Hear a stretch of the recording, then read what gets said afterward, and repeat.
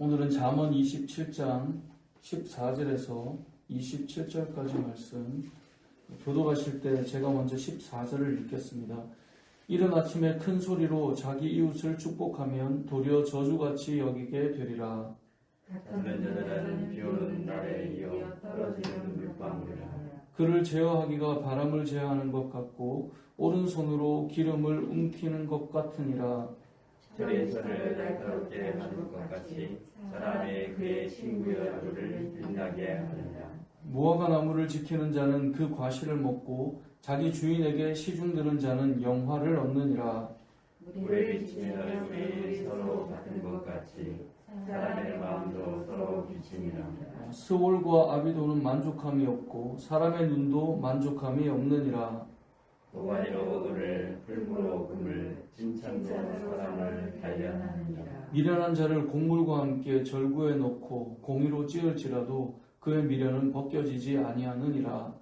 내 양떼의 형편을 부지런히 살피며 내 소떼에게 마음을 두라. 대저 재물은 영원히 있지 못하나니 면류관이 어찌 대대에 있으랴. 돌을 내면은 새로움이 돋나니 산에서 꿀을 얻을 것입니다. 어린 양의 털은 내 옷이 되며 염소는 밭을 사는 값이 되며 염소의 젖은 넉넉하여 너와 내 주의 정신이 되며 내 여종에 먹을 것이 되느니라. 아멘. 우리가 이제 아침은 분초 단위로 살고 이제 저녁은 시간 단위로 산다라는 말을 들어보셨을 겁니다. 아침을 분초 단위로 산다는 건 어떤 의미겠습니까? 시간을 많이 쪼개는 거죠. 그래서 아침에 출근을 하기 전에 다들 1분만 더 자자, 2분만 더 자자, 좀 3분만 더 누웠다가 이제 보통 우리 이렇게 아침은 1, 2분 단위로 쪼개서라도 조금 더 자거나 쉬거나 이제 움직입니다. 나갈 때도 7시 13분에 나가면 지하철을 딱 만나고 먼저 이렇게 계산한다는 거죠. 근데 저녁이 되면 야 우리 7시 15분에 보자, 7시 18분에 보자 이렇게 얘기하지 않죠. 7시 반에 보자, 아니면 8시에 보자. 시간 단위가 뒤로 갈수록 달라진다는 거예요. 그만큼 아침 시간은 사람들이 쪼개서 쓰고 그만큼 분주하게 사용해 나간다라고 생각해 볼 수 있는 거죠. 자, 그러면 이렇게 아침 시간에 바쁘게 움직이고 출근을 하는데 전도를 한다면 어떨까요? 이제 노방전도를 하러 나가는데 시간대마다 사람들이 느끼는 건 다양할 겁니다. 저도 예전에 지하철역에서 늘 연주를 할 수 있는 이제 성도님들과 함께 나가서 요즘에는 이제 지하철에서 그게 허용되지 않는데 예전에 허용될 때 이렇게 연주를 하고 가는 분들에게 이렇게 전도지를 나눠주고 했던 몇 년간 그랬던 기억이 납니다. 그런데 오늘 본문 말씀을 보면서 그런 생각이 들었습니다. 이 시간대가 참 중요하구나. 왜 그러냐면 저는 지금도 우리가 복음을 전하고 나누는 것이 필요하다고 믿고 있고요. 제 인생에 예수님이 아니었다면, 우리 가정에 예수 그리스도의 복음을 경험함이 없었다면 과연 무슨 소망이 있을까? 세상이 말하는 여러 가치로 살아가겠지만 복음만큼 귀한 게 없고 이것을 나누는 것은 무엇보다 중요한 것이다라고 저는 생각합니다. 그런데 중요한 건 그 복음의 가치, 정말 최고의 가치라 할지라도 우리가 언제 전하고 나누느냐가 너무나 중요하다는 거예요. 상대방의 지금 상황이 너무나 분주하고 바쁜데 그 사람을 붙들어다가 앉혀놓고 얘기한다는 것 자체가 힘들 수 있다는 거죠. 오늘 본문 14절에 보면 이렇게 말씀하고 있습니다. 이른 아침에 큰 소리로 자기 이웃을 축복하면 도리어 뭐같이 여기게 된다고요? 저주같이 여기게 된대요. 분명히 이웃을 축복하고 있어요. 이웃에게 막 축복해 주는데 이걸 듣는 사람은 그 말이 너무나 불편한 거예요. 저주같이 여긴다라고 성경은 말씀하고 있는데 조금 더 좀 순화시켜 보면 축복도 불편한 거예요. 왜냐하면 나는 지금 바쁘거든요. 그래서 14절에 이른 아침에 큰 소리로, 물론 이것은 이제 내가 너를 축복하고 있어 라고 자기를 드러내며 이 안에 담겨있기 때문에 축복하는 그 사람 자체도 싫고 불편하다. 이게 이제 기본 의미인데, 좀 더 이제 의역해보면 상대방을 고려하지 않는 축복은 불편한 거예요. 그러니까 나에 대해서 전혀 고려하지 않고 일방적으로 뭔가를 해주는 것은 불편해질 수 있다라고 오늘 본문은 말씀하고 있는 것입니다. 축복이 오히려 저주같이 여겨지고 축복이 오히려 불편해진다는 것. 무엇을 말하는 겁니까? 우리가 오늘 하루를 살 때 너무나 귀한 가치들이 있는데 그걸 나눠줄 때 상대방을 살펴보고 고려하지 않은 채 그냥 내가 일방적으로 이건 좋은 거야, 이건 축복이잖아 라고 접근하는 것은 지혜가 아니다라는 것을 오늘 본문 말씀이 우리에게 알려주는 것입니다. 믿음의 사람들은 다 선한 마음을 가지고 있다고 저는 생각합니다. 그리스도인들의 마음에는 우리가 경험한 그 은혜와 복음의 가치를 모두가 다 품고 그걸 우리가 마음에 담고 살아갑니다. 그리고 이것을 나누고 싶어 하죠. 그렇다면 우리가 상대방을 좀 더 고려하고 그들을 살펴보는 것.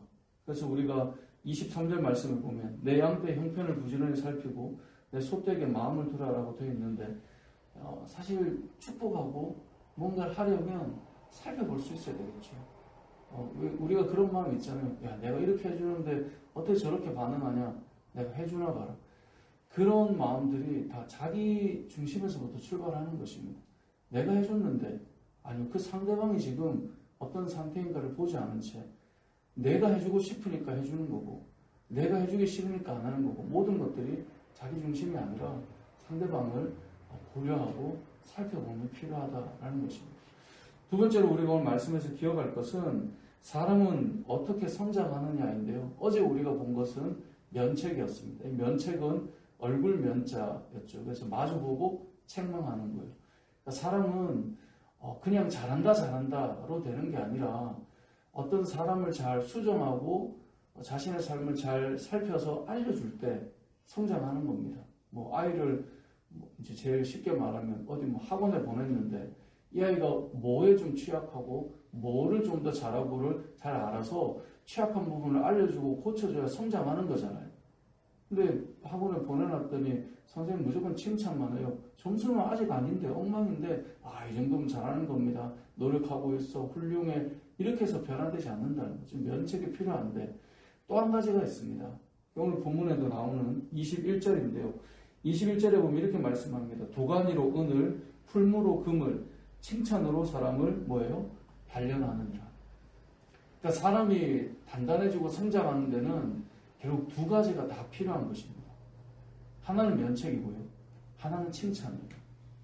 근데 분명히 기억할 것은 면책만으로 성장하는 게 아니고 칭찬만으로 성장하는 것이 아니라 이 두 가지가 같이 가야 된다라고 27장 전체를 보면 알 수 있는 겁니다.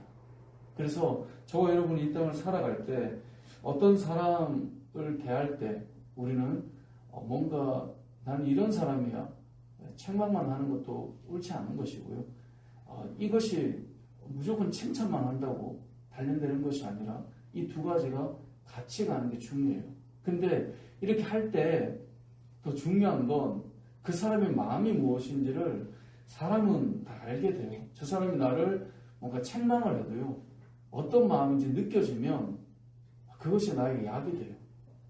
근데 그냥 지적만 하고 싶고 판단만 하고 싶은 마음이면 사실 그게 우리를 성장시키기보다 물론 마음이 준비되어 있는 마음이면 그렇게 접근해도 성장시키는 사람들이 있죠.